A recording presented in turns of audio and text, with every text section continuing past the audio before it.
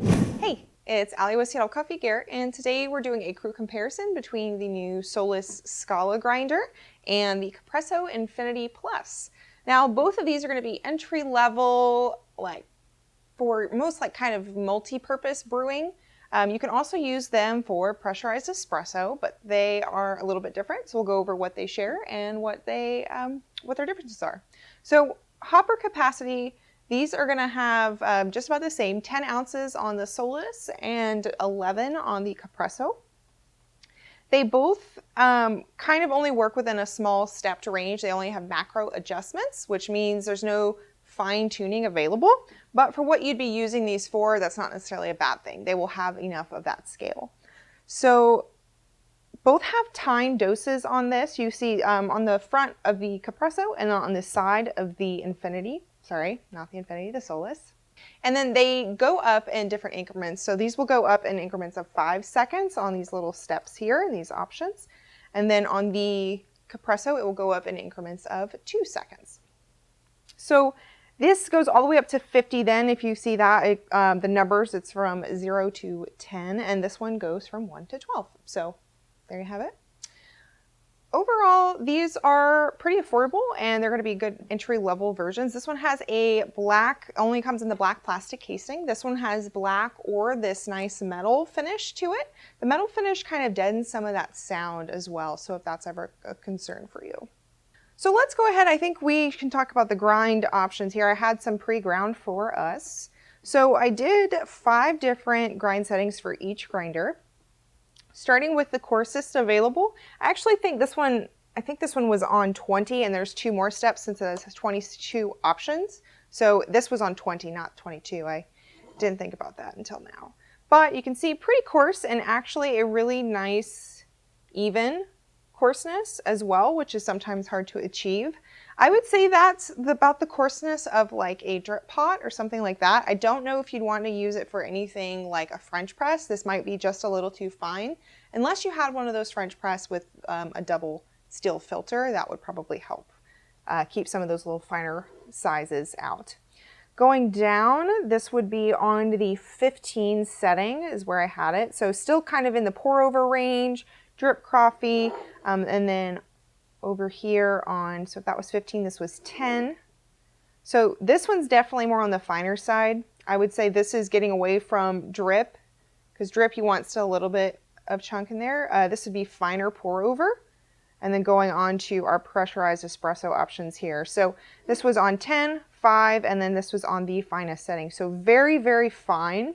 This is not, still as fine as this goes, this is not something we'd recommend for unpressurized baskets because you really need that fine tuning, which this one doesn't have. So pressurized baskets, this is a great option. This will get some really, really nice espresso, just not for standard baskets. Moving on to the Capresso. So this one has a little bit wider of a range. If you see, this was on its coarsest option, and it's not numbered, but it has 14, so this would be on 14, I suppose. So this is more like our French press. It's got a little bit more chunk to it. It's not super, super coarse. If you wanted to do like cold brew, you could still get away with that, but some people like a little bit chunkier. And then going on down, this was on the last option for medium grind, so more like your drip pots. Yeah, both of these about drip pot. You could do this for pour over as well, though. This one might be a little bit too thick for pour over. More pour over options getting into, this would be a great AeroPress grind setting. This is about how I like that. And this would be on the coarsest of fine. And then this is on the coarsest of fine. This was on the coarsest of extra fine. And then this was the absolute most fine setting here.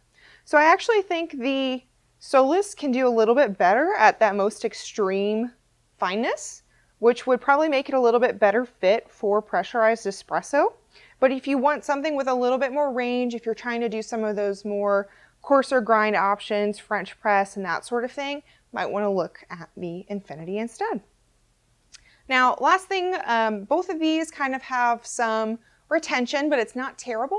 The Solis, I think, was in 1/2 gram, while the Infinity was a little bit less, within like 2/10 of a gram. So not too bad. When you're doing these larger kind of coffee brewing, it's not as much of a big deal. When you get to those finer or smaller amounts, smaller doses, that might make a bigger difference. So for espresso and that sort of thing, another thing to keep in mind.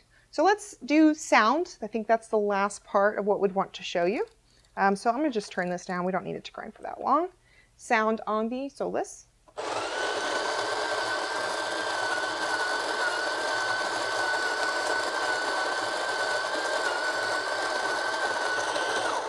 I forgot I had it on a pretty long timer. This one goes in shorter increments, so we're gonna do the same thing here.